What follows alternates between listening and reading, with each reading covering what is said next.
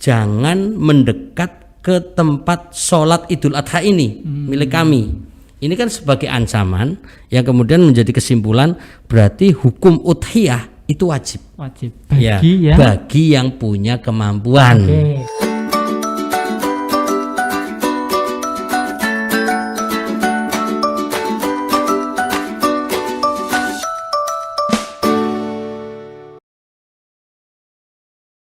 Assalamualaikum warahmatullahi wabarakatuh. Alhamdulillahirabbil alamin. Segala puji hanya milik Allah Subhanahu wa taala yang telah melimpahkan segala karunia-Nya untuk kita semuanya. Salawat dan salam semoga senantiasa terlipat curahkan pada uswatun hasanah kita Nabiullah Nabi Muhammad sallallahu alaihi wasallam. Sahabat Serambi Kuta Barat Podcast yang berbahagia, alhamdulillahirabbil alamin, pada kesempatan kali ini kita berjumpa kembali. Insyaallah kita sudah kedatangan tamu ya, seorang narasumber. Siapakah beliau? Nanti beliau akan berkenalan sendiri. Nah, pada intinya pada kesempatan kali ini kita akan membawakan tema yaitu tentang Idul Adha yang disitu identik dengan kurban. Baik, sahabat Serambi Kota Barat Podcast yang berbahagia, untuk mempersingkat waktu langsung saja ya, kita harus kenal siapa narasumber kita pada kesempatan kali ini. Monggo Ustaz bisa berkenalan, disapa sahabat podcast Serambi Kota Barat, mulai dari nama, kemudian alamat dan sebagainya. Monggo Ustaz. Baik, terima kasih Ustaz Anto ya yang telah memberikan waktunya untuk ta'aruf ya. Kalau anak muda itu ta'aruf maknanya lain. Betul. Tapi kalau saya ini ta'aruf dalam arti memperkenalkan diri ya. Baik. Bismillahirrahmanirrahim.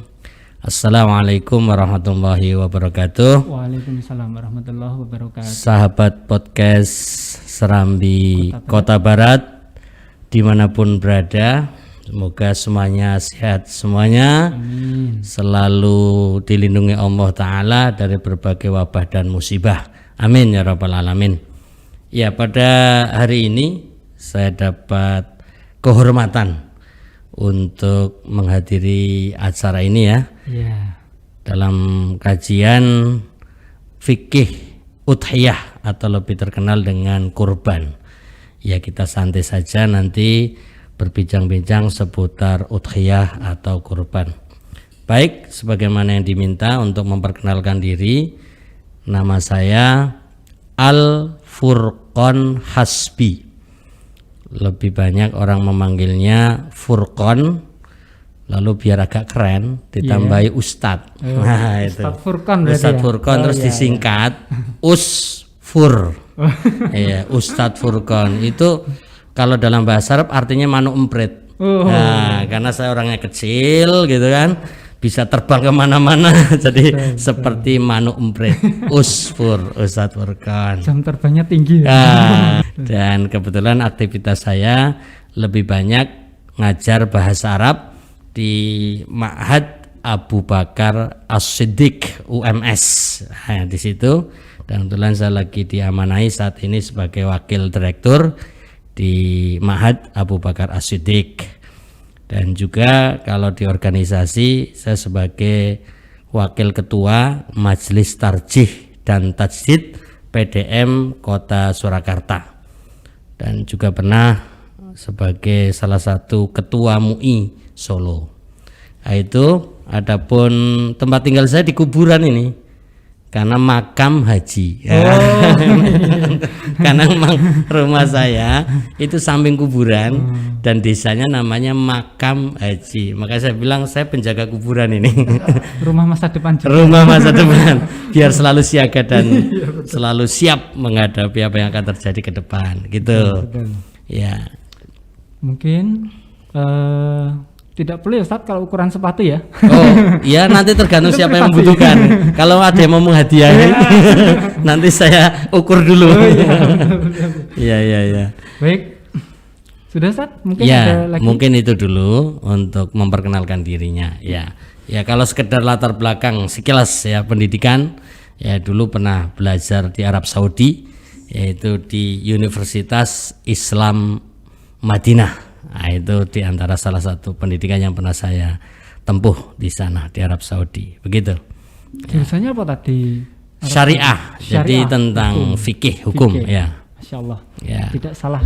Ya, mudah-mudahan pas ini. Tidak salah kita mengambil narasumber ini. Ya. Alhamdulillah. Baik. Cukup ya Ustaz ya? Oke, cukup. Demikian untuk perkenalan ya, ta'aruf dari narasumber kita pada kesempatan kali ini. Sekali lagi beliau akrab disapa Ustadz Furqon ya, Ustadz Furqon. Luar biasa Disingkat sekali. Usfur Disingkat Usfur. alias Manu Empret. Kalau nama panjangnya tadi panjang ya, tapi bukan Ustadz Furqon, bukan ya. Tapi nanti di sini saya akan terbiasa mengambil Ustadz Furqon gitu aja nggih. Monggo silakan nggih Ustadz Anto nggih. Baik, luar biasa sekali nggih tamu kita pada kesempatan kali ini, luar biasa. Jamnya sangat padat sekali.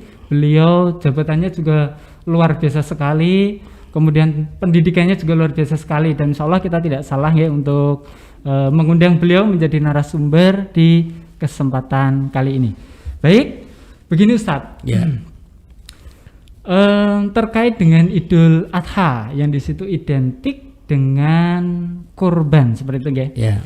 Nah, sebelum kita membahas tentang istilah kurban, kalau hari raya Idul Fitri, kita tahu Idul Fitri dan Idul Adha itu adalah hari besar umat Islam. Betul. Hari raya umat Islam dalam satu tahun. Ketika hari raya Idul Fitri, sebelum menjelang hari raya Idul Fitri, itu kan kaum muslimin mereka berpuasa ya Ustaz. Iya, betul. Berpuasa, dan yang sering kita kenal itu adalah puasa Ramadan Ustaz. Betul. Nah, kemudian menjelang Idul Adha yang nanti sebentar lagi kita akan menjumpainya insya Allah ya. Iya. Itu kita juga sering mendengar, melihat ada beberapa orang yang menjalankan syariat puasa juga. Iya, betul. Nah, puasa apa itu Ustadz? Barangkali nanti bisa dijelaskan agar kita semuanya itu bisa mengerti itu puasa apa yang dilakukan. Monggo Ustadz. Baik, terima kasih Ustadz Anto. Betul sekali, kalau Idul Fitri itu jelas ya identik dengan siam Ramadan. Mungkin dalam bahasa kita populernya puasa. Tapi saya lebih suka menggunakan dua istilah, siam atau saum.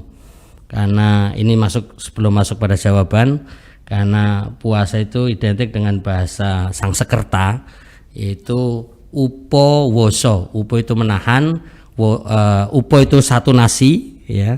Kemudian woso itu nahan. Jadi kalau puasa itu kayaknya cuma tidak makan satu biji nasi gitu loh. Tapi kalau siam itu menahan diri dari makan, minum, lapar itu dan dahaga. Nah, makanya Al-Quran sendiri menggunakan istilah siam, dalam hadis-hadis juga menggunakan kata siam. Ini biar kita lebih populer dengan istilah Islami ya. Betul, jadi walaupun boleh saja menggunakan kata puasa, dan itu sudah menjadi bahasa Indonesia kan. Ya, cuma kalau kita menggunakan kata siam itu lebih afdol. Nah, berkaitan dengan Idul Adha, memang ada satu istilahnya dalil umum dan ada istilah dalil khusus. Maksudnya gimana? Jadi kalau kita menggunakan istilah dalil umum itu yang berkaitan dengan siam atau puasa bisa dari awal Dzulhijjah. Jadi dari awal Dzulhijjah itu kita ada anjuran atau ada semacam dalil bahwa Nabi SAW yasumu tis'a Dzulhijjah. Jadi artinya maksudnya tis'a itu artinya 9. Maksudnya 9 hari dari tanggal 1 ya, dari tanggal 1 sampai tanggal 9. Jadi itu yang membuat orang kemudian sebagian melakukan siam atau puasa ya bahasa kita selama 9 hari.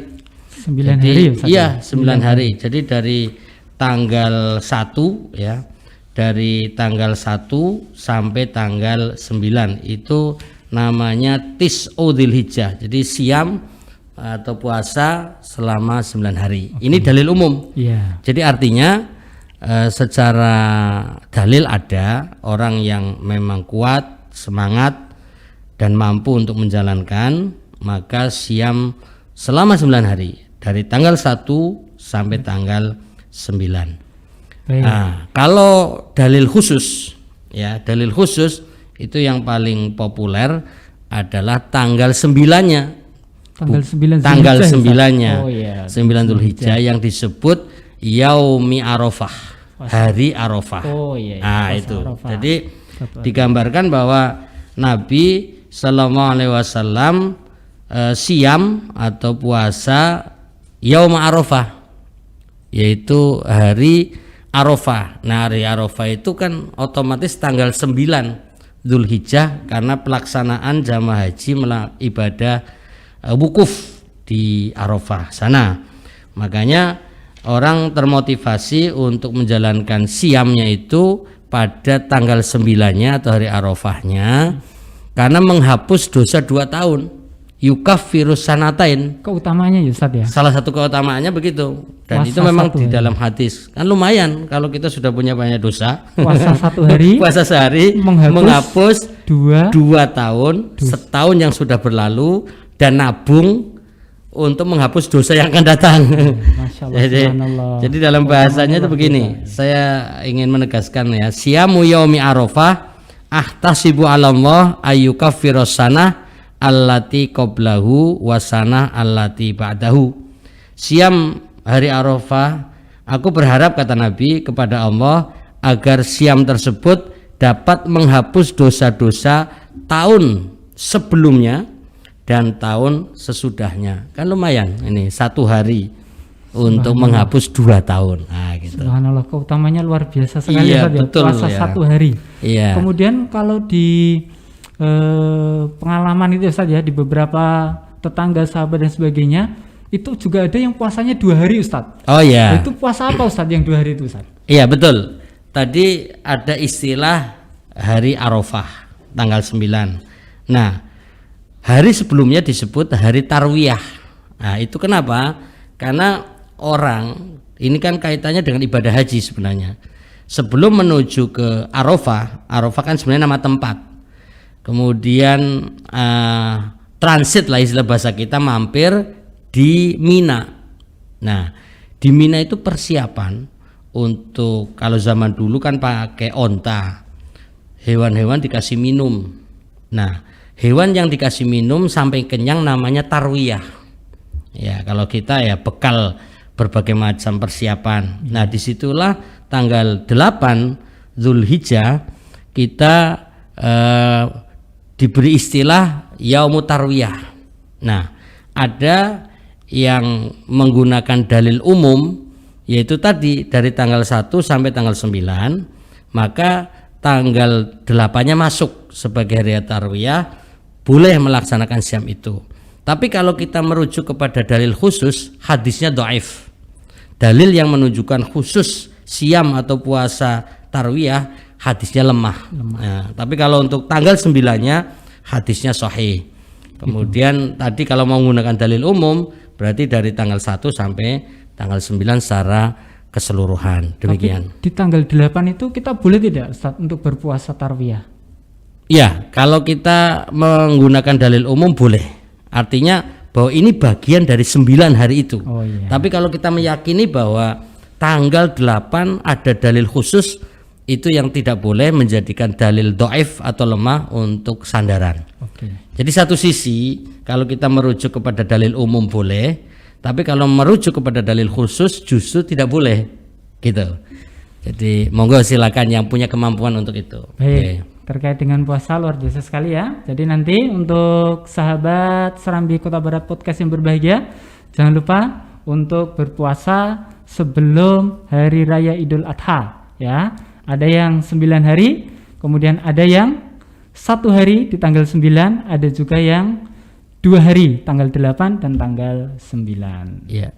Manfaatnya sangat luar biasa sekali. Baik, kemudian kita menuju ke kurban Ustadz. Nah, ya, silakan. Ini terkadang banyak yang bertanya-tanya Ustadz. Jadi tentang istilah kurban. Ya. Kalau di beberapa sahabat itu kadang kita bercerita, bahkan juga ada anak-anak kita yang bertanya, korban. Sebenarnya bahasa korban itu kan bahasanya umum. Ya. Lah, kadang ada istilah berkorban harta, berkorban jiwa dan sebagainya. Lah, di dalam Idul Adha itu kan kita korban menyembelih binatang. Ya. Lah, sebenarnya dalam bahasa agama kita itu benar tidak istilah korban itu, Ustaz? Atau mungkin ada istilah lain. Jadi Baik. untuk membedakan korban secara umum dan mungkin ada secara khusus dari sisi Islam. Ya, baik. Terima kasih Ustaz Anto. Betul sekali, bahasa Indonesia kita menggunakan istilah kurban. Yang kalau kita merujuk dalam bahasa Arab, kurban itu kan asal usulnya dari kata koruba, itu dekat.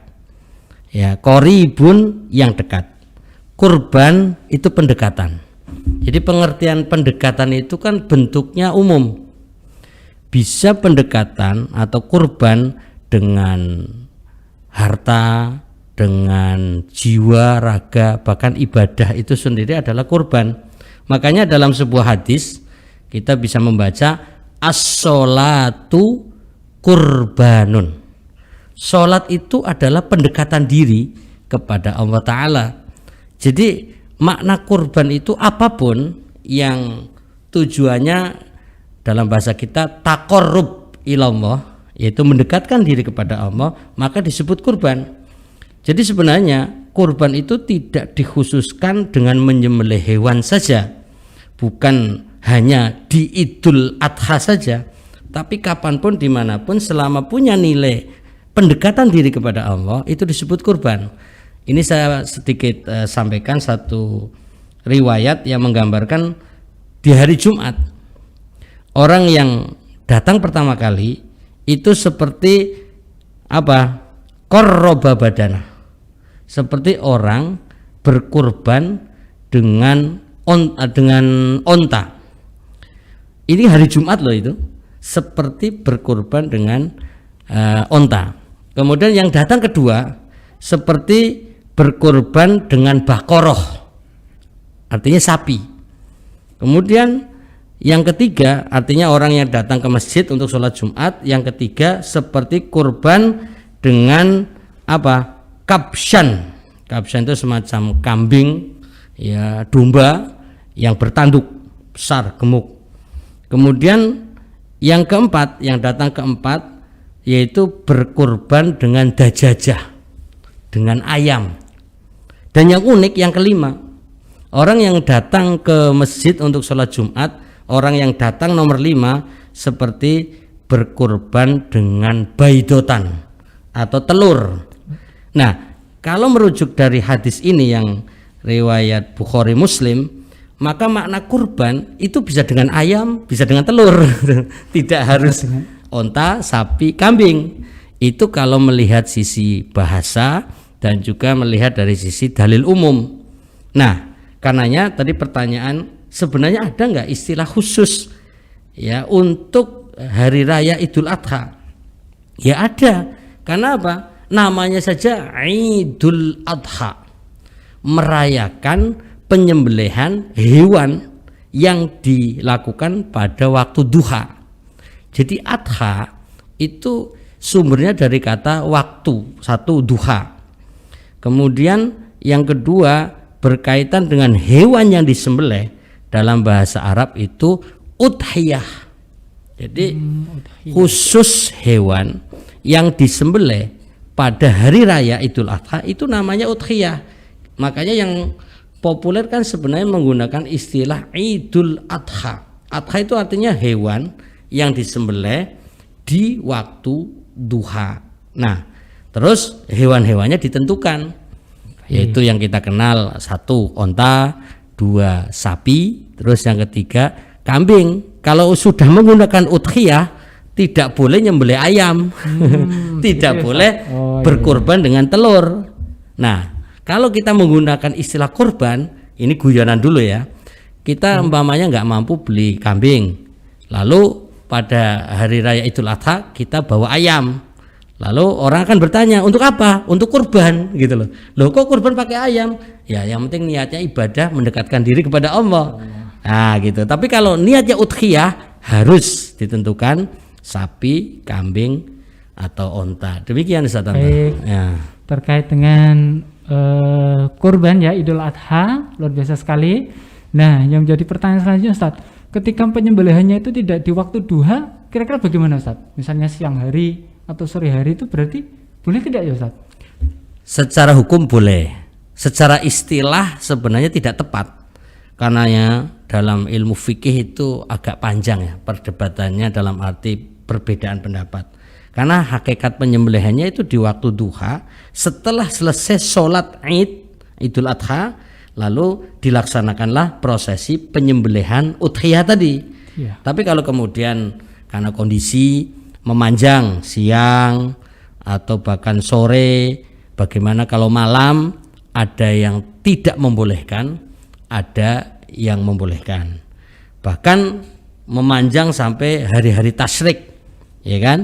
Hari pertama, hari kedua, hari ketiga, itu memang masing-masing punya argumen, punya alasan. Tapi kata kunci Idul Adha ya di tanggal 10 Dzulhijjah di waktu duha, itu intinya. Baik. Gitu. Terkait dengan penyembelihan hewan kurban Ustaz, ini juga kadang menjadi pertanyaan. Ya. Jadi kadang anak-anak juga ada yang bertanya Ustaz, ketika menyembelih hewan kurban di Idul Adha itu bisa sapi, bisa kambing. Kalau di Indonesia mungkin belum ada unta ya Ustaz ya? Ya belum. Ada. Nah, kira-kira ada tidak Ustaz kriteria atau ketentuan binatang yang bisa digunakan untuk kurban atau udhiyah tadi? Karena misalnya anak-anak yang tanya, Ustaz, kalau misalnya ini kambing saya sungunya itu lepas satu, itu bagaimana Ustaz? Nah, seperti itu. Kira-kira bagaimana Ustaz? Ada kriteria khusus tidak? Ya, ada.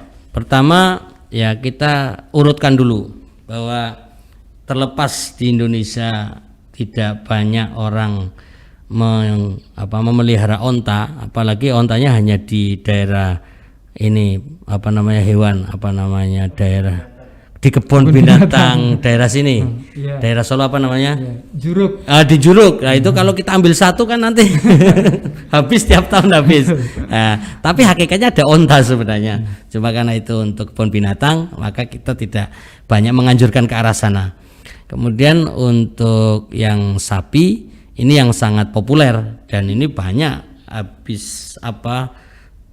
para takmir masjid itu hampir fokusnya iurannya untuk menyembelih sapi. Nah, yang perlu digarisbawahi, satu, syariat yang dipraktikkan oleh Nabi Muhammad SAW justru kambing. Nah, ini yang sering dilupakan oleh banyak takmir, itu fokusnya ke sapi. Padahal Nabi selalu mencontohkan kambing. Makanya kalau di Arab itu lebih banyak kambing daripada yang lain. Padahal ada sekalipun onta, ya? Tapi lebih banyak mereka fokusnya ke kambing karena syariat pertama adalah kambing. Ya kita kan baca ceritanya tentang Nabi Ismail. Itu ketika mau disembelih kan digantinya kambing bukan onta, bukan sapi gitu kan. Itu satu. Nah, berkaitan dengan kriterianya, ya memang bahasanya itu kabshan akrod, jadi artinya kambing yang gemuk yang bertanduk, gitu kan. Makanya syarat utamanya itu yang sehat, yang gemuk, yang utuh, yang sempurna. Nah kalau tadi Ustaz Anton nanya umpamanya bagaimana kalau ada tanduk atau sungu yang lepas satu, itu tergantung apakah dia merupakan cacat atau bukan. Kalau bagian daripada cacat maka dianggap tidak boleh.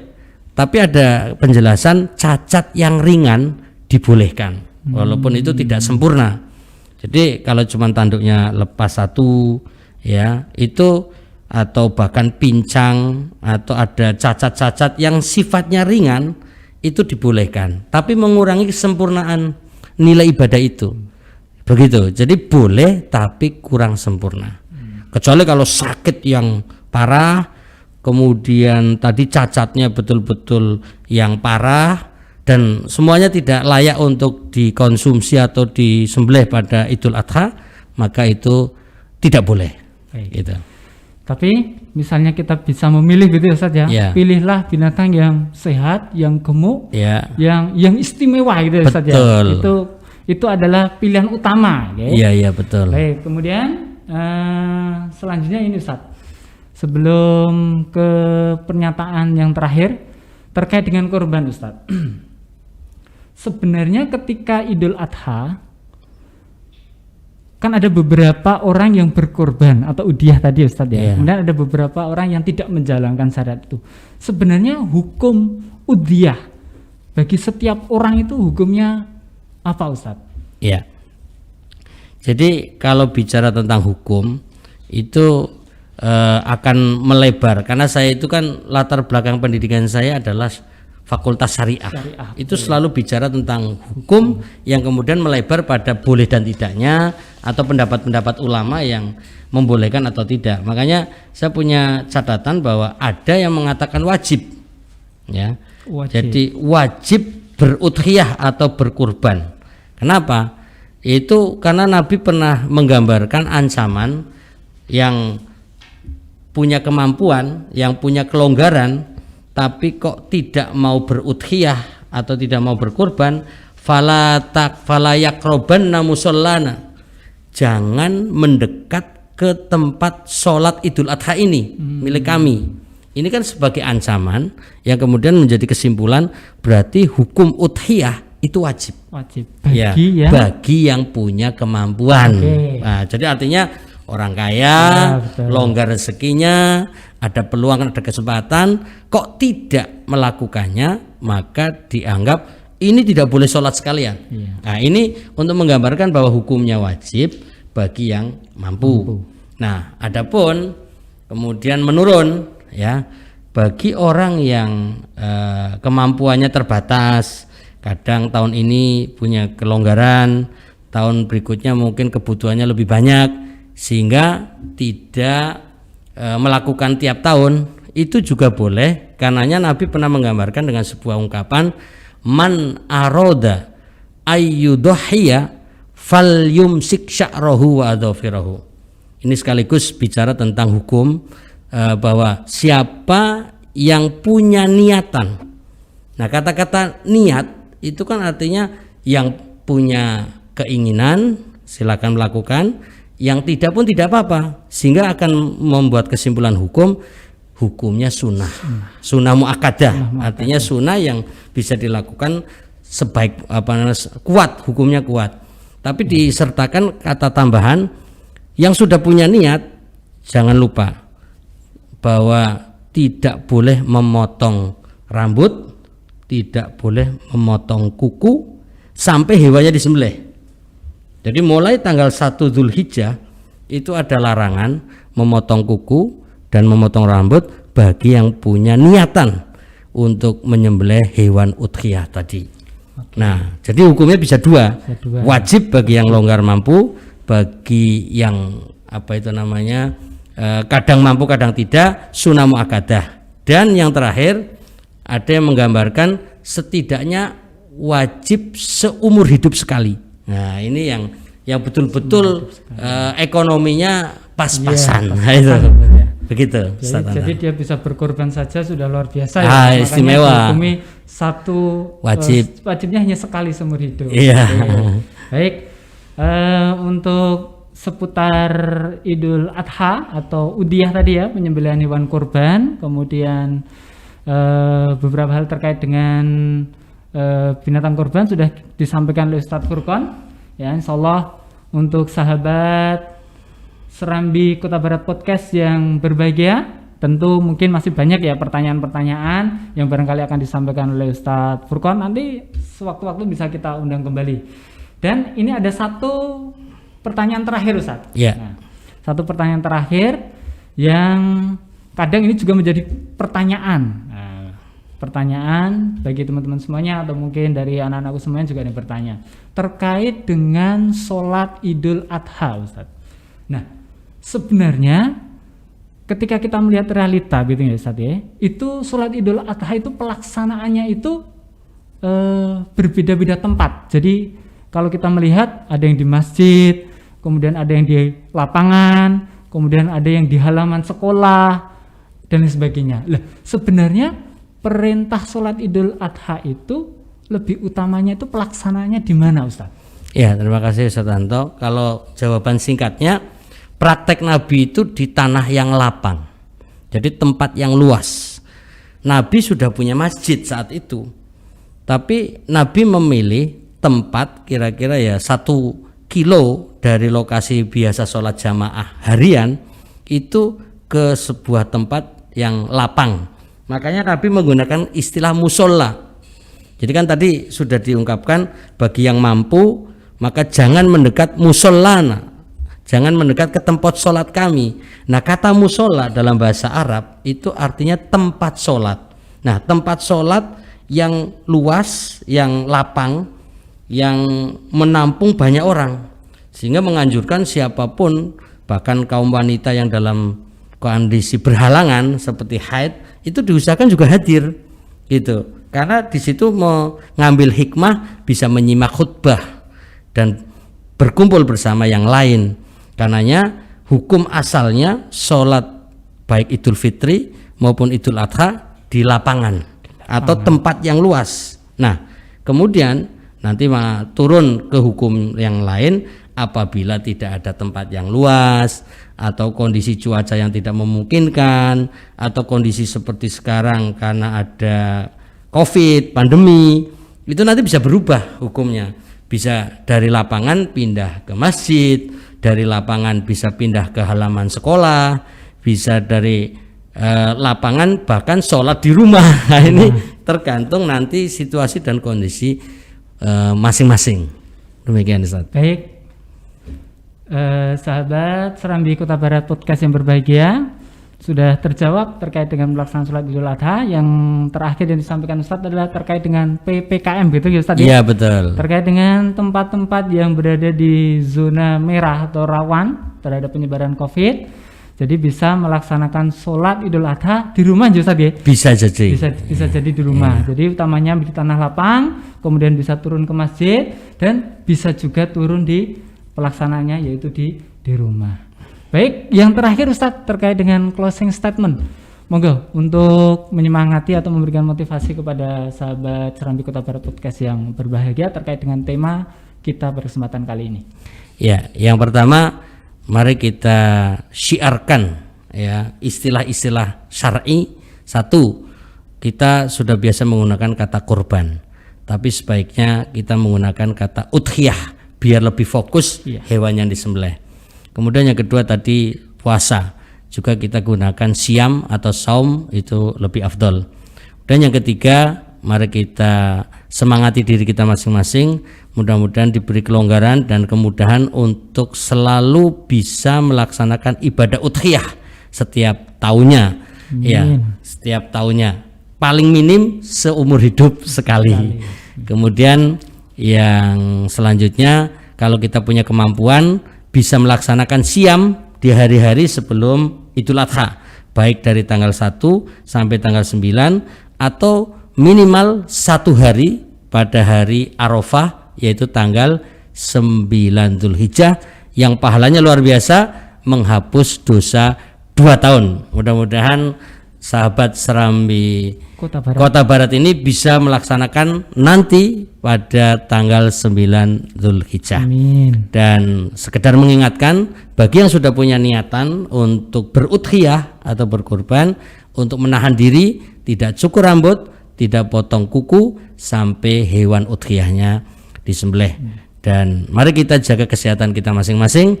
Mudah-mudahan kita bebas dari segala wabah dan musibah, dan mudah-mudahan pandemi ini segera hilang dan berlalu. Amin. Ya Rabbal Alamin. Baik, jazakumullah khairan katsiran Ustadz atas penyampaiannya materi pada kesempatan kali ini. Dan untuk sahabat Serambi Kota Barat Podcast yang berbahagia, demikian terkait dengan tema yang kita bawa di kesempatan kali ini, yaitu seputar Idul Adha ataupun korban. Sudah disampaikan, sudah dipaparkan, ya sudah kita bincang-bincangkan dengan Ustadz Furqon. Mudah-mudahan menambah kebaikan untuk kita semuanya, menambah wacana keilmuan kita semuanya, dan tentunya menambah keimanan dan ketakwaan kita kepada Allah Subhanahu wa taala. Dan mudah-mudahan kita juga dipertemukan kembali ya di studio podcast ini, tentunya dengan tema-tema yang lebih menarik lagi dan dengan narasumber yang lainnya. Dan insya Allah tidak menutup kemungkinan kita undang Ustadz Furqan kembali. Begitu Ustadz ya? Iya, siap insyaallah. Baik, demikian. Mohon maaf ada segala salah dan hilaf, juga mewakili dari Ustadz Furqan dan semua tim podcast. Sekian, walafu minkum. Assalamualaikum warahmatullahi wabarakatuh. Waalaikumsalam warahmatullahi wabarakatuh. Sampai jumpa lagi.